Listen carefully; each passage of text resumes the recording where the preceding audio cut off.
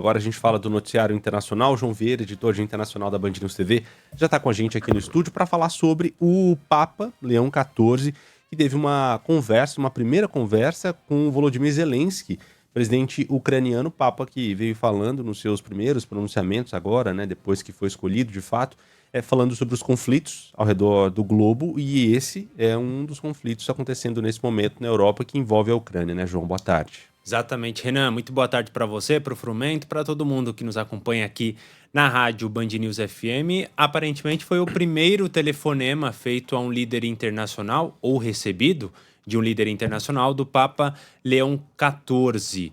Essa divulgação foi feita primeiro pelo presidente Volodymyr Zelensky, que disse inclusive ter convidado o pontífice a visitar a Ucrânia.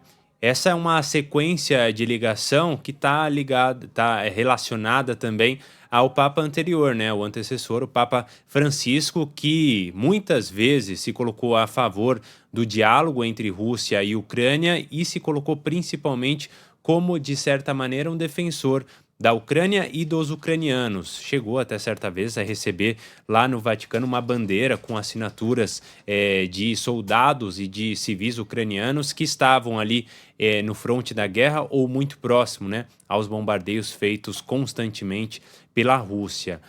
O Zelensky também, além desse pedido, né, da viagem ao Papa, que eu já destaco aqui, não foi confirmada, né, a viagem pelo Vaticano, o Zelensky também disse que está pedindo mais uma vez ajuda da Igreja Católica a mediar um retorno de vítimas sequestradas pelo regime de Vladimir Putin, sobretudo crianças que estavam em território ucraniano e foram então levadas à força, segundo o governo Zelensky, ao território russo.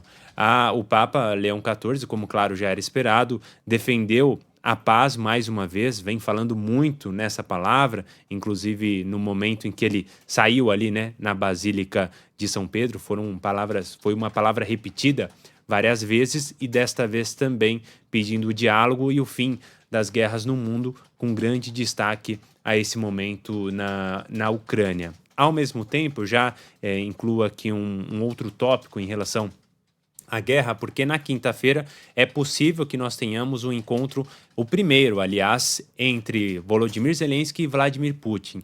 O primeiro desde que a guerra começou, o primeiro desde 2019, quando eles se encontraram pela última vez, também para falar sobre essas tensões, e possivelmente pode ter um terceiro elemento muito importante por aí, o presidente dos Estados Unidos, Donald Trump, que partiu hoje em viagem para a Ásia, lá para o Oriente Médio, e deixou ali como possibilidade fazer uma parada na Turquia, onde acontece esse encontro, se o Vladimir Putin realmente de fato for. Então, primeiro, estamos na dúvida, né? A Rússia não confirmou se o Putin viajará a Istambul, o Zelensky disse que vai, e segundo, esperando o Donald Trump também passando por lá. É uma semana que, ao que tudo indica, pelo menos, pode ser histórica para essa guerra que já dura 3 anos. E ainda falando em guerra, mas agora de um outro conflito, o Papa também falou sobre o conflito em Gaza e por lá o Hamas soltou hoje um novo refém, no que pode indicar a retomada de alguma negociação entre os lados ali, né, entre Israel e os terroristas do Hamas. Pois é, o Hamas está fazendo esse movimento, Frumento, justamente para mostrar para o mundo que está aberto a essa possibilidade. Embora esta negociação tenha sido feita neste momento entre o Hamas e os Estados Unidos. Esse refém que acabou de ser libertado, aliás, libertado há algumas horas, chegou agora há pouco a Israel, é o Idan Alexander. Ele é um jovem que tinha 19 anos, tem agora 21 e é soldado de Israel. Ele tem a cidadania americana, mas também israelense. A mãe dele, inclusive, viajou a Israel, ela vive nos Estados Unidos e conseguiu conversar com ele pela primeira vez, mas por enquanto só por telefone. Ela disse o seguinte, que ele é muito forte, que agora está em segurança e em casa e espera vê-lo muito em breve, além de dizer eu te amo.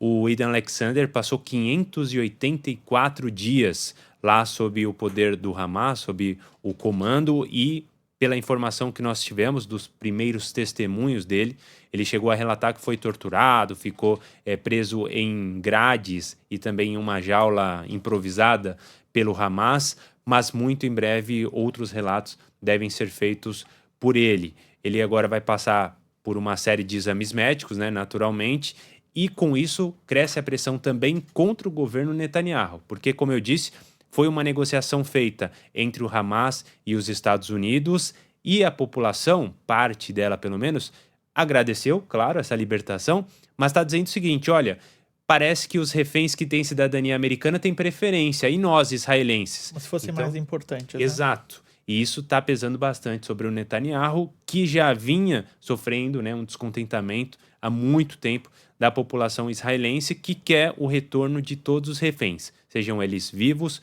ou aqueles que infelizmente já morreram. A estimativa atual é que apenas 58 ainda estejam vivos. É importante falar, a situação também na faixa de Gaza é uma situação periclitante. A própria ONU Total. diz que já não há mais comida para Nada. repassar para essas pessoas que ainda por cima estão sendo deslocadas das suas casas, daquilo que sobrou, né? Porque existem estimativas que dão conta de que pelo menos 80% das edificações têm algum tipo de dano hoje na faixa de Gaza. Sim, e um bloqueio humanitário, né, que já era feito antes da guerra, né, a faixa de Gaza, até por muitos chamada como uma prisão a céu aberto, porque é um local que as coisas não entram simplesmente, as pessoas não podem sair, e agora nessa guerra, principalmente com falta de alimento, com falta de combustível, falta de água, falta de eletricidade, falta tudo. O que está sobrando bastante, infelizmente, é bomba para matar muita gente lá.